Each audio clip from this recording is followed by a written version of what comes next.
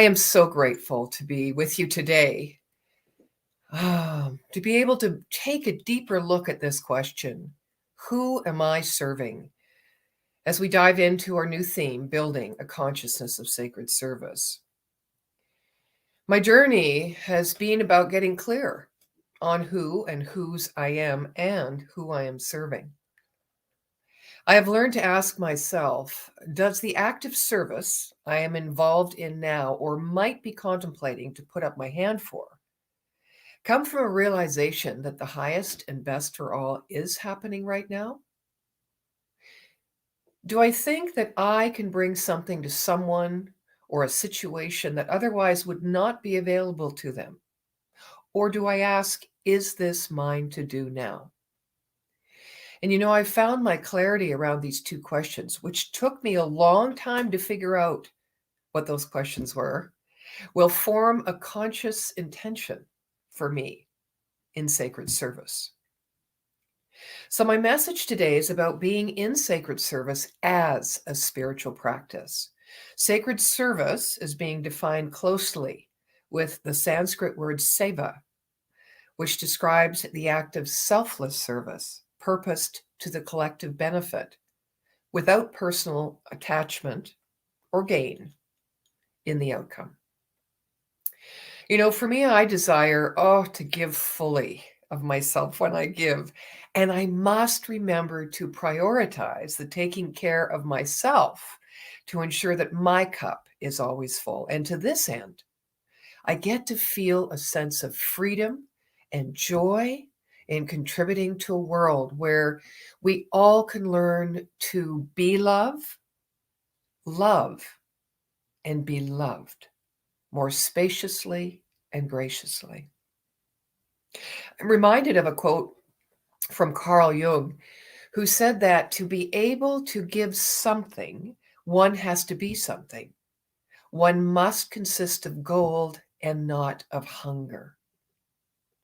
And this is where the idea of building a consciousness of sacred service comes from for me, as all begins in mind first, and why sacred service can become a most useful spiritual practice towards consisting of gold and not hunger.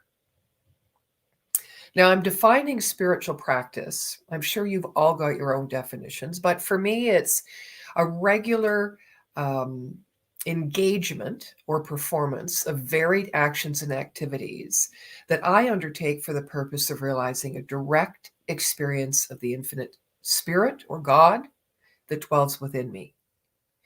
The intention of my practice is so that I may remember and feel centered in and certain of my true nature and feel my oneness with the nature of all being. Now, I spent a lot of brain juice contemplating this idea this morning. Who am I serving? How to give selflessly and care for myself so that I may know how to be love and live unconditionally my chosen life of service.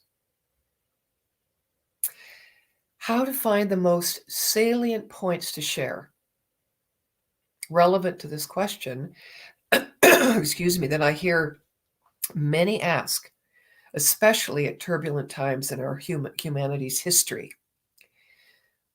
And that question is, how can I best serve and make a difference? And it is such a varied and personal answer, as it is a matter of the heart that can often get hijacked by the mind. But what I know is that consciousness demonstrates, and consciousness is all there is, the beginning of everything. And from this point, I can clearly state with confidence that our intention, whether conscious or unconscious, behind our acts of service will place it somewhere on the scale towards sacred, selfless service. If we're to create a world that works for everyone, we need to take action in the direction of practicing kindness, compassion, and just simple-hearted generosity. Our founder, Dr. Ernest Holmes, says, treat and move your feet, which reminds us not to stop at the level of contemplation or even setting the intention, but to actually put boots on the ground in alignment with the energy of the outcome that we are desiring to create. Remember that action can take so many forms. Some say that prayer, contemplation, and doing other forms of spiritual practice is not taking action. However, I would say to you that anything that shifts and expands our perception about what is possible by means of us or another contributes to movement in consciousness. I believe that our acts of service, whether giving our gifts of time, talent, or treasures, are well intended, always carrying with them a good measure of loving kindness. You know, being a volunteer is a beautiful service out in the world that brings too much, or rather so much, to so many. And I think I would include in that muchness a sense of hope, inspiration, and motivation, trust, hopefully inclusion, and a sense of worthiness. Martin Luther King Jr. said that everybody can be great because anybody can serve. You don't have to have a college degree to serve. You don't have to make your subject and verb agree to serve. You only need a heart full of grace, a soul generated by love. I once read that service is love put into action. Yet, if we ourselves are love and love put into action is service, then anytime we're in action, we're in service. Author James Blanchard Cisneros says this: service, as defined by the ego, has boundaries and parameters that the ego's world decided fit or don't fit in its definition of service. The ego says we're being of service if we do A and B, but not if we do C and D. It tells us that those who are doing A and B have bigger hearts and are better people than those who do C and D. The ego tries to have us believe all this to further separate us from our brothers and sisters. It's a good thing to remember. One would think that an act of giving to another might close the gap of the haves and have-nots, build more intentional communities, and support others in aspiring towards their best life. And while this may be true, have you noticed that not always do you walk away from having given feeling joyful and energized? And or not always do those kinds of feelings last beyond a short sense of gratification. Now, I've looked at this, and I think perhaps it's because we draw our fulfillment and, in some cases, our personal value more in relationships with others than from the sacred communion with the divine. This will obviously put us in the position of having more of a me agenda in service and the expectations of others to match. Indeed, there's many obstacles in choosing sacred service as a spiritual practice, and one near the top of the list in my mind is poised to find love outside of myself. Another great challenge to finding peace in the midst of conflict is the demand to look beyond the immediate situation. You know, when hatred, rejection, or opposition are high, the credibility of peace and joy in our service is at its lowest. And here is where the need to develop generosity comes into play, tapping into the generosity in our hearts to see with compassion increases our ability to see what is not readily there when we are in service. So I'm going to ask you just for a moment, think of a challenging situation in your life, perhaps in a recent experience of being in service, one that you have reviewed, telling yourself you got to rise above this to find a solution. And in this moment, ask yourself this: If I was exceedingly generous, how would I behave in this situation right now? Are you able to look beyond the situation to find another opportunity to help and care? Are you able to lift yourself out of disappointment or judgment to afford the gift that you are to light someone else's world? In any given situation of service that provides challenging uh, feelings, I think the way to move it from discord to peace is through remembering that it matters not who takes the first step. I know that's a hard one, right? It matters not how it starts, but that the results desired are reached. And I believe that we all want that same desire: connection, understanding, peace, love, right? And that if we bear a generous attitude in these types of situations, we take the first step in building trust, which without peace is impossible. Here's an illustrative story of this. The former president of World Vision, Dr. Stan Mooneyham, was a facilitator of the Latin American Church Leaders Conference. This is quite a few years ago. It was an assemblage of leaders from every persuasion, and the first day was filled with lots of arguments and disagreements. Dr. Mooneyham wished that someone else had that role of facilitator. He thought about this all night, didn't sleep, and the next day he went to the flip chart and he put a series of isolated dots on a fresh sheet of paper and drew a small circle around each one of them, explaining that he had felt each person had drawn a little circle around himself for protection.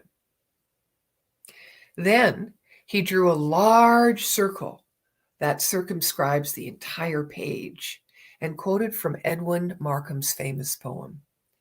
He drew a circle that shut me out, heretic, rebel, a thing to flout, but love and I had the wit to win. He drew a circle that took him in. And then he commented to those present, I may not be in your circle, but you are in mine. And there's nothing you can do to get out. You can't resign, walk out, or run away. If you try, I will just draw a bigger circle. Now, I don't know about you, but I'm not always a very accurate circle drawer. They're wobbly and they often don't join at both ends. I used to use a form to make my circles perfect, but now I let them be perfect in the way they are drawn because my intention is for the good of all. And that kind of generosity in challenging situations where I feel vulnerable is absolutely, without a doubt, the nature of God flowing through me. I could not see it right without surrendering to the sacred place of the Most High within me. And the only way I know to heaven in these situations is through the house of my enemy. And I hold that my ego's definition of who I am projects outwards in all matters at hand and in all situations that matter is limiting at best and always brings forth that negative, repetitive chatter. And that is the house of my enemy that I must open to, embrace, and move through to this beautiful heaven, to the sacred place of the Most High, where two or more are gathered. I want to share a personal story with you that speaks to the crux of healing my small mind, our enemy, and giving thanks to the infinite creative mind of God, our constant supporter of our good, turning our conditions of judgment and anxiety that can occur in volunteering our time, talents, and treasures into a harmonious experience and value for all. I remember this day several years ago when a dear friend and colleague of mine And I will put her name into this circle, Reverend Trish. Reverend Trish. Shared with me that her cancer had returned, and although she hoped for the best, she admitted feeling very, very scared. After listening to her over a long lunch, she asked me, "Well, what great wisdom have you got to share with me?" I felt in the face of her present depth of feeling and the gravity of her situation as she expressed it that I had nothing to contribute. I wanted to draw upon the clarity of our teaching, which we had shared many times in class, which tells us to turn away from the condition and not give it power, and say something like, turn away from that within you that is of dis-ease. That which lacks the natural harmony of perfect life has no power of its own. It's a condition, and all conditions change. Turn instead your attention inward, to that within you that knows it knows, and sense of a feeling, and think into a much bigger picture, one that gives your energy into affirming the perfect substance of the eternal, living, moving, and having its being as you. But I didn't. I just instead simply took her hand in mine. And in silence, the presence of love became its own answer. And I think that story is very poignant, because to be in sacred service, there is an element of selflessness. And for me in that story, when I was able to look outside of myself and what I thought I could bring, what I knew, even what I was known for, when I was able to look outside myself, my need, my desire to support my friend by saying the right and perfect words that would bring her instant peace, I was able to look into her pain. Even though I intellectually could not relate, I allowed the generosity of the Spirit within my heart to guide me. Her needs and wants in those moments of our conversation became a reflection of the wants and desires that rest deep in the emotional and spiritual life of every person, to love and be loved. When we allow ourselves to step aside of our needs, our pride, and the vulnerability of our personality, and surrender to the presence, the smallest action will then take on great significance, and we will remember who we are serving. Indeed, each of us benefits greatly from the love and support of others. But do we give that same care and consideration to ourselves? Volunteering can reveal places where we are replacing self-care with other care. Our early lessons and society's values leave us with unmet, often hidden needs and desires, especially those for love, passion, and authenticity. Most of us are taught from childhood that we are supposed to be generous, to give to others, to meet the needs of people around us.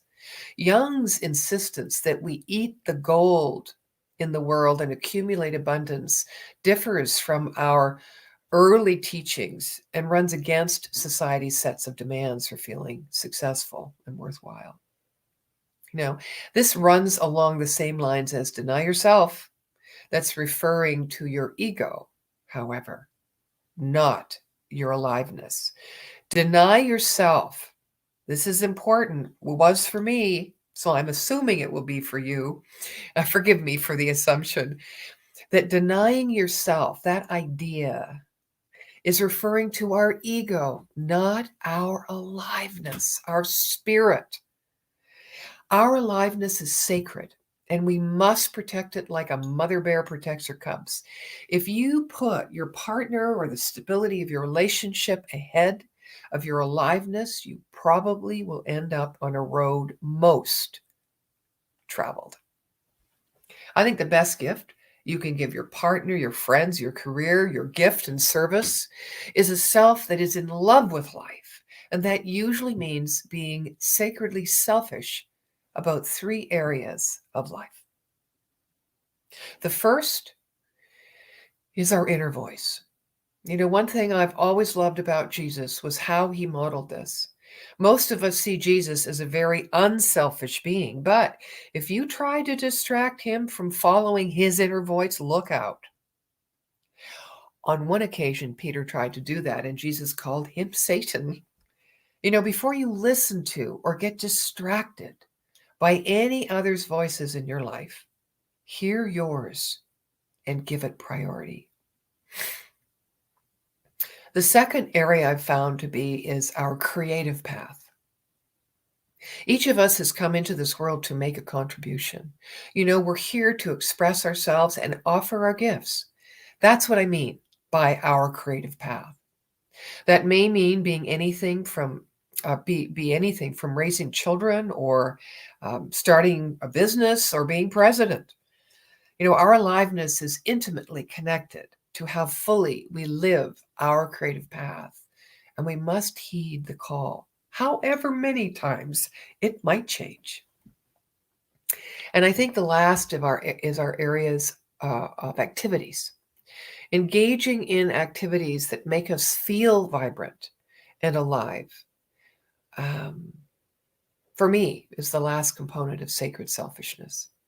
Simply put, we have the right to do things that make us feel happy and joyful.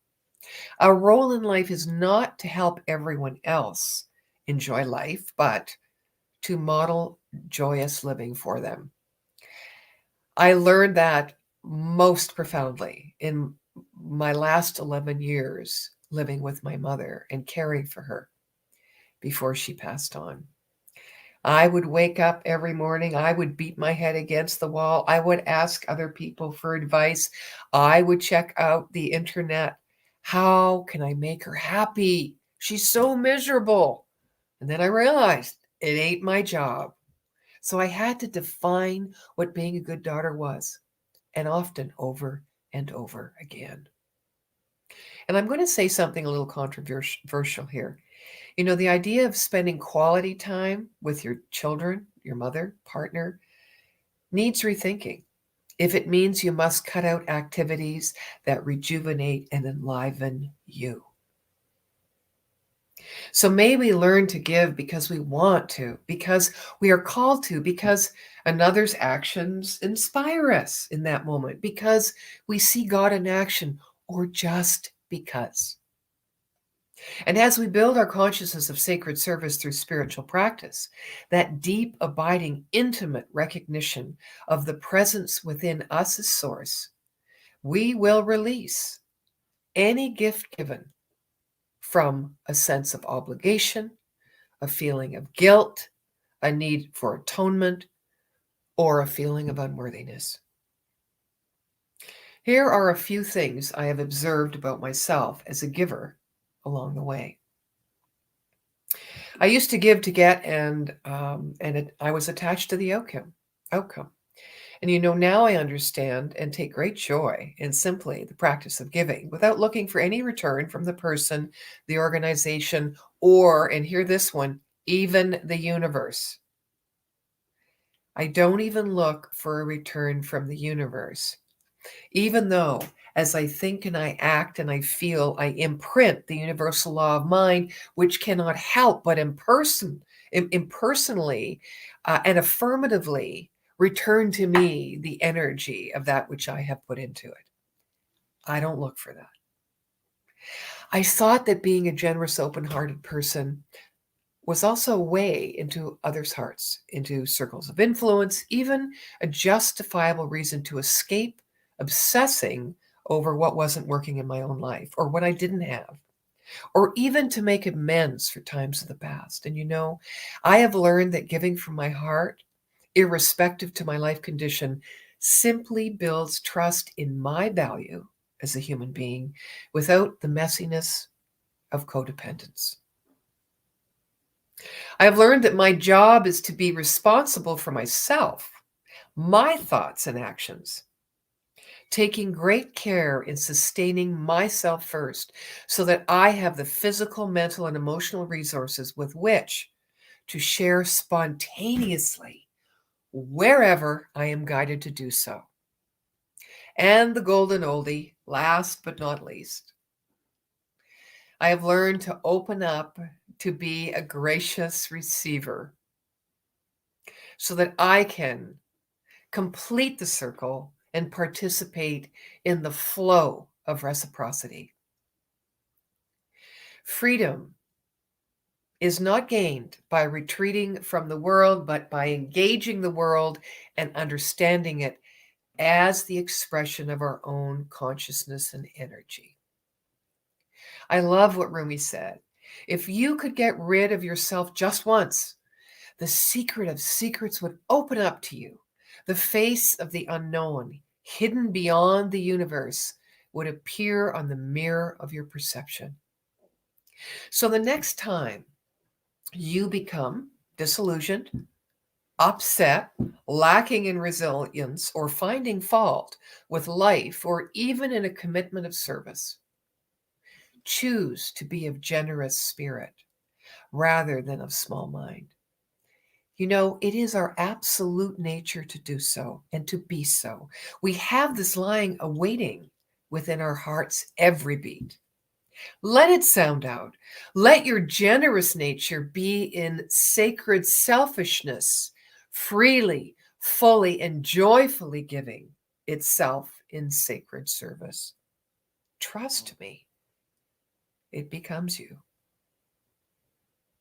Generosity has the ability to lift us up to a higher level where we are more human, more the person we really want to be. Each of us has this capacity within us, for we have life without end within us. All it takes is a willing spirit and the love's courage to be used for something greater than ourselves. Everything we were born to be, everything we have experienced in our lives has been the perfect path for us to now make the choice to become a fuller expression of our compassionate, generous nature. Each of us, the face of God. And so it is. Amen.